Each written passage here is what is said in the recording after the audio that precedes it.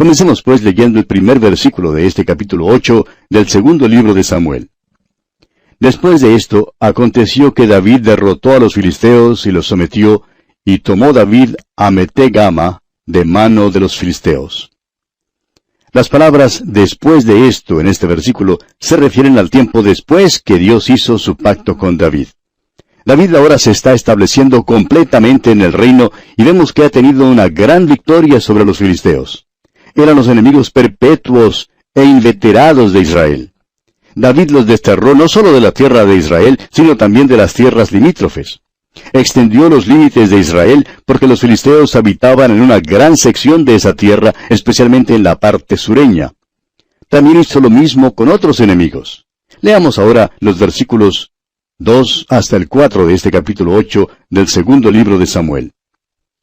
Derrotó también a los de Moab, y los midió con cordel, haciéndolos tender por tierra, y midió 2 cordeles para hacerlos morir, y un cordel entero para preservarles la vida. Y fueron los moabitas siervos de David, y pagaron tributo. Asimismo derrotó David a Hadadezer, hijo de Rehob, rey de Soba, al ir a recuperar su territorio al río Éufrates.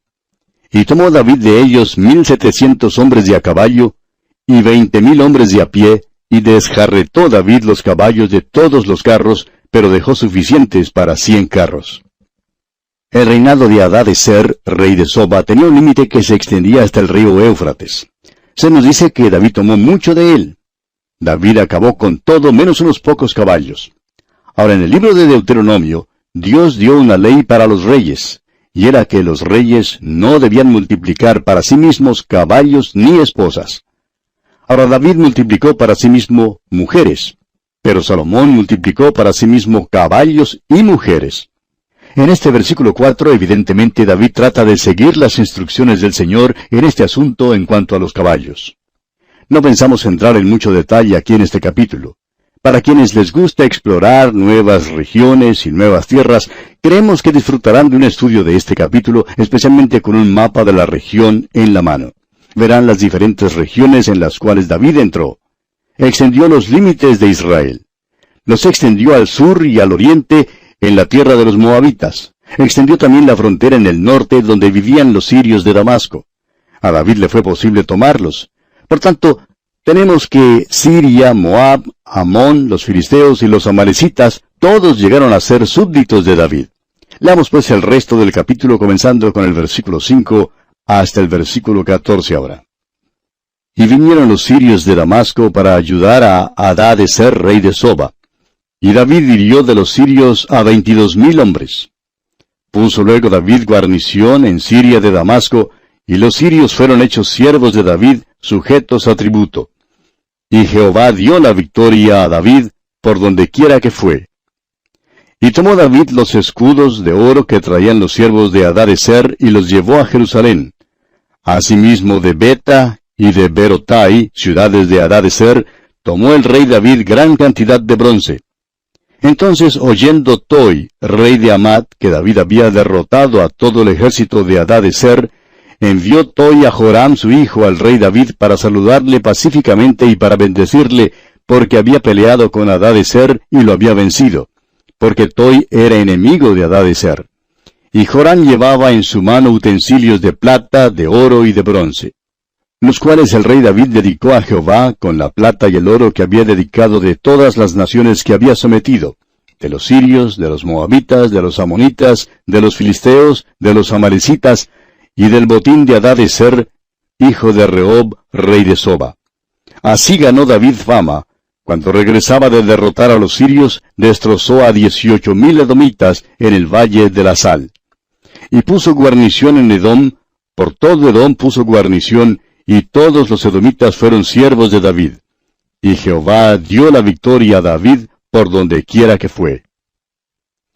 Como usted ve, hacia el sudoeste, el sudeste y ahora hacia el norte, a David le fue posible extender el reino. Al occidente estaba el mar Mediterráneo. Leamos ahora los versículos finales de este capítulo 8 del segundo libro de Samuel, los versículos 15 al 18. Y reinó David sobre todo Israel, y David administraba justicia y equidad a todo su pueblo. Joab, hijo de Sarvia, era general de su ejército, y Josafat, hijo de Ahilud, era cronista. Sadoc, hijo de Ahitob, y Ahimelech, hijo de Abiatar, eran sacerdotes. Seraías era escriba. Benaía, hijo de Joiada, estaba sobre los cereteos y peleteos, y los hijos de David eran los príncipes. David fue célebre por su juicio y justicia. Ha habido una gran extensión y expansión del reino. David trajo el reino a su apogeo y probablemente fue el reino más poderoso del mundo en aquel entonces. Llegamos ahora al capítulo 9 de este segundo libro de Samuel. En este capítulo, David manda a buscar a Mefiboset, le festeja en su mesa y le devuelve todo lo que era de Saúl. Hace que Siba sea su hacendado. David favorece a Mefiboset, hijo de Jonatán, quien era lisiado de ambos pies. David le trajo a su casa donde comió a su mesa, como lo veremos en los versículos 7, 10 y 13. Esto sí revela la bondad de David.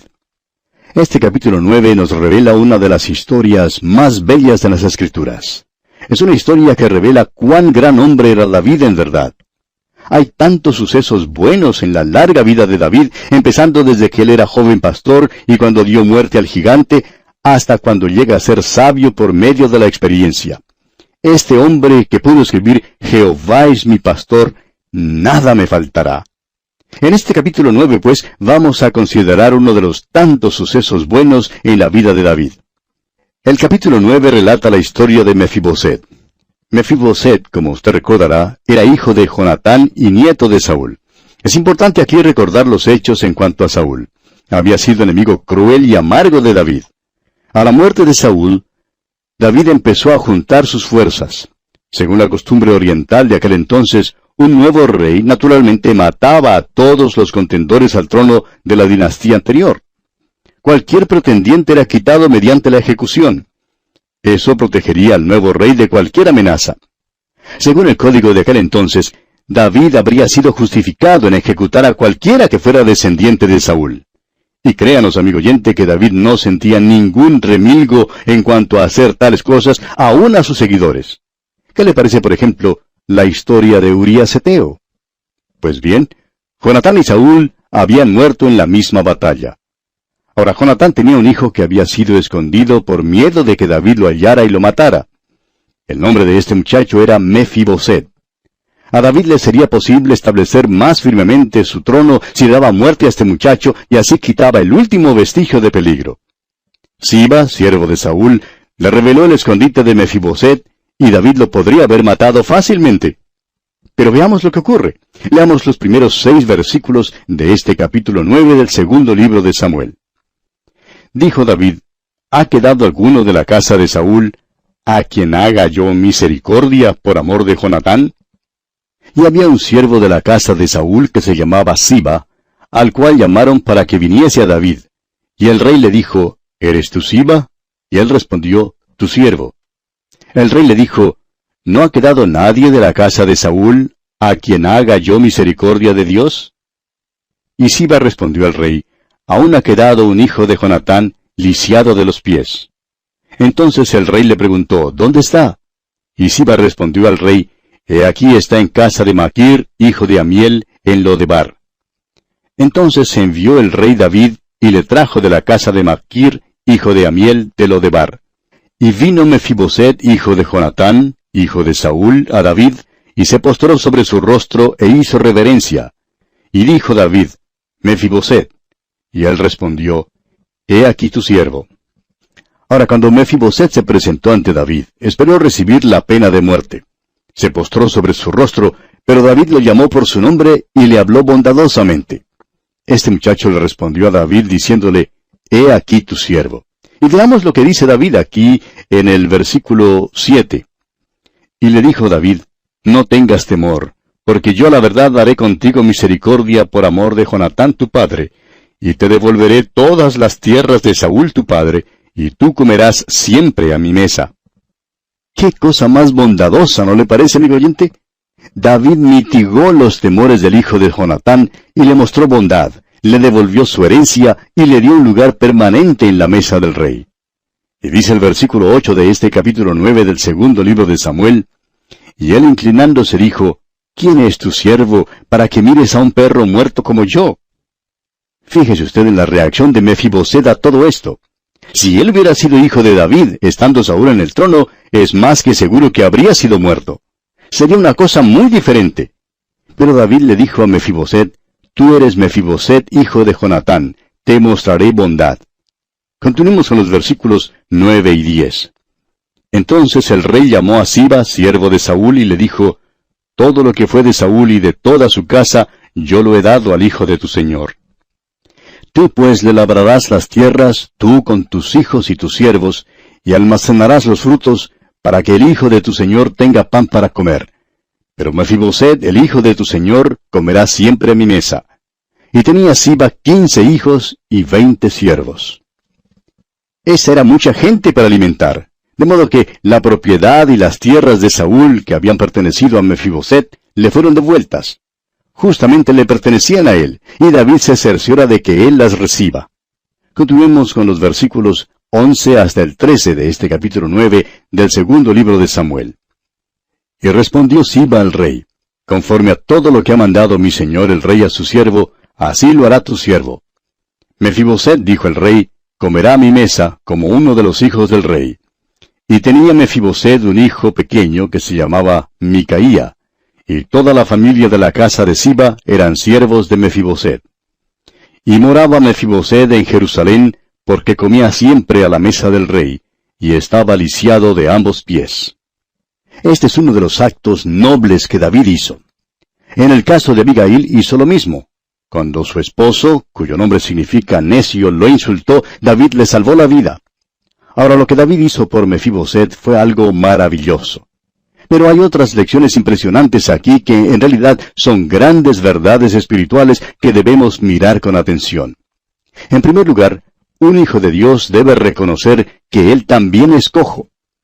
El apóstol Pablo en su carta a los Romanos capítulo 3, versículos 15 y 16 escribe lo siguiente, escuche usted.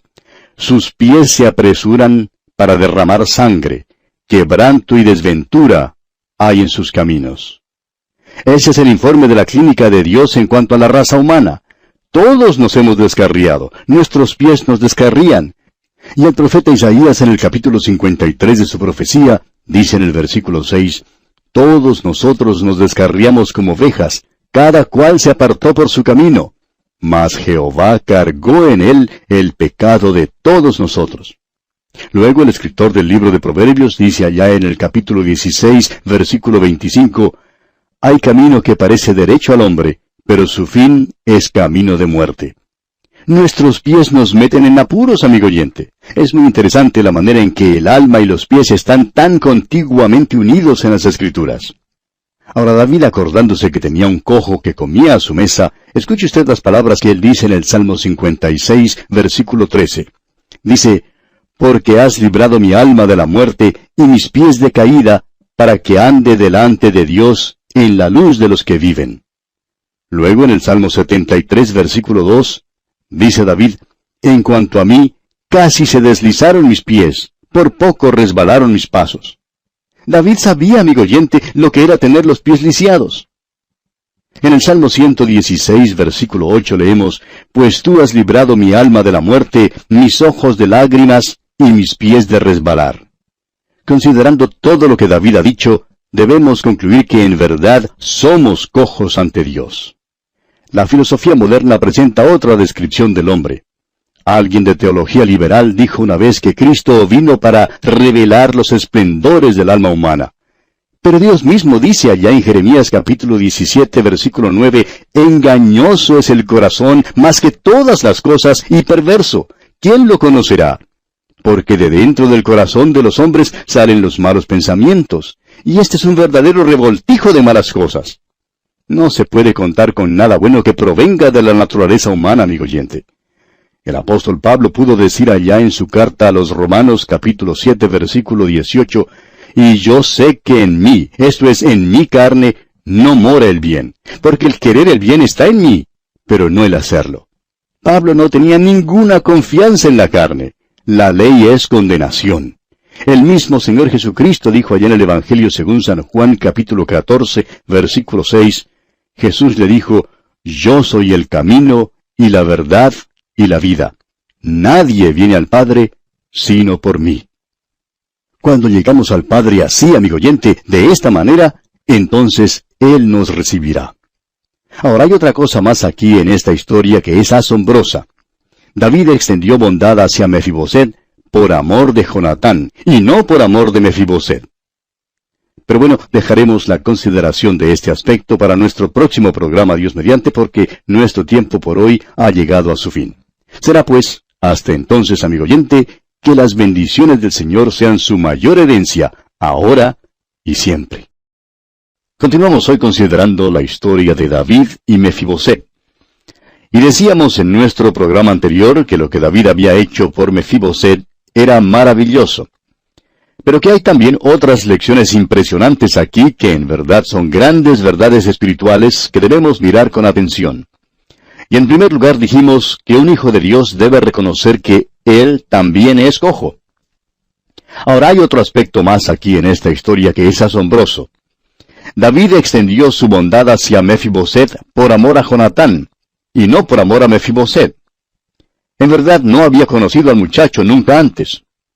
Cuando David miró a este joven, no vio en él a un cojo, sino a Jonatán mismo. Había hecho un pacto con Jonatán, y la bondad y la misericordia, y así la gracia que extendió a uno, fue por amor a otro. Ahora Dios le ha salvado a usted, y me ha salvado a mí, por amor de otro también. Y ese otro es la persona del Señor Jesucristo. Cuando aceptamos a Jesucristo como nuestro Salvador personal, el apóstol Pablo nos dice en su carta a los Efesios, capítulo 1, versículo 6, que nos hace aceptos en el amado. Cuando Dios lo ve a usted y me ve a mí en Cristo, entonces nos acepta y nos salva. Lo interesante es que David no dijo nada en cuanto a los pies lisiados de Mefiboset. Lo trató más bien como príncipe. Se sentó a la mesa del rey y sus pies fueron cubiertos de lino. Amigo oyente, a Dios también se le olvida el pecado porque ha sido deshecho por la muerte de Cristo. Nuestros pecados han sido cubiertos por la sangre del Señor Jesucristo. Esa es la única manera, repito, esa es la única manera en que Dios puede perdonar nuestros pecados. El escritor a los Hebreos en el capítulo 10 de su carta, versículo 17, dice, «Y nunca más me acordaré de sus pecados y transgresiones». Es interesante también notar que Mefiboset tampoco dijo algo en cuanto a los pies lisiados. Ahora, ¿de qué hablan David y Mefiboset cuando se sentaban a la mesa? Bueno, hablaban de otro. ¿Y sabe usted de quién hablaban? Hablaban de Jonatán. Mefiboset también amaba a Jonatán. Jonatán era el tema de su conversación. Ahora, ¿de qué debemos hablar nosotros, amigo oyente? Algunos cristianos se deleitan en hablar de los días del pasado cuando vivían en el pecado. Es una lástima que cuando nos juntamos no hablemos acerca de otro, tal como lo hicieron David y Mefiboset. El Señor Jesucristo, amigo oyente, debe ser el tema principal, el tema central de nuestra conversación. Había otros que se sentaron también a la mesa del rey, los cuales tampoco hablaban de los pies lisiados de Mefiboset. Había una gran compañía que comía a la mesa del rey. Un día vieron traer a la mesa a este cojo. Ahora los chismosos no se dijeron, ¿oíste cómo sucedió esto? En lugar de hablar ellos, escucharon al rey. Oyeron al rey alabar a Mefiboset. No tenían tiempo para entregarse a la conversación. Sus corazones rebosaron de amor para con este muchacho. Es que, como dice el apóstol Pablo en su primera carta a los Corintios, capítulo 13, versículos 7 y 8, el amor todo lo sufre, todo lo cree, todo lo espera, todo lo soporta. El amor nunca deja de ser. Amigo oyente, estas cosas fueron escritas para nuestra amonestación. Ahora que sepamos, David nunca pudo hacer que este muchacho caminara. Si usted ve, amigo oyente, que no le es posible caminar agradando a Dios, acuda entonces al Señor Jesucristo. Cristo dijo al paralítico, usted recordará ya en el Evangelio según San Mateo capítulo 9 versículos 1 al 8, cuando los amigos del paralítico bajaron a este enfermo por el techo, Jesús le dijo al paralítico, «Ten ánimo, hijo, tus pecados te son perdonados. Levántate y anda». Y Dios le dice a usted y me dice a mí hoy, así que hermanos, os ruego por las misericordias de Dios, que presentéis vuestros cuerpos en sacrificio vivo, santo, agradable a Dios, que es vuestro culto racional. No os conforméis a este siglo, sino transformaos por medio de la renovación de vuestro entendimiento, para que comprobéis cuál sea la buena voluntad de Dios, agradable y perfecta. Amigo oyente, Cristo está enviando una invitación hoy en día por los caminos y por los vallados y por las calles de su pueblo. Está diciendo, venga a mi mesa de salvación, así como está, aun si es cojo, y le daré a comer. Recuerda sus palabras allá en el Evangelio según San Mateo capítulo 11, versículo 28, donde dice, venid a mí todos los que estáis trabajados y cargados, y yo os haré descansar. También en el Evangelio según San Juan capítulo 7, versículo 37 dice, si alguno tiene sed, venga a mí y beba. Es una descripción maravillosa la que tenemos aquí en este capítulo 9 del segundo libro de Samuel.